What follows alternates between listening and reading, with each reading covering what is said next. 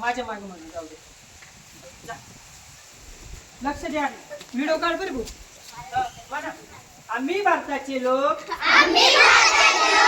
भारताचे एक सार्वभौम समाजवादी धर्मनिरपेक्ष लोकशाही गणराज्य घडवण्याचा व त्याच्या सर्व नागरिकास सामाजिक आर्थिक व राजनैतिक न्याय विचार अभिव्यक्ती विश्वास श्रद्धा व उपासना यांचे स्वातंत्र्य दर्जाची व संधीची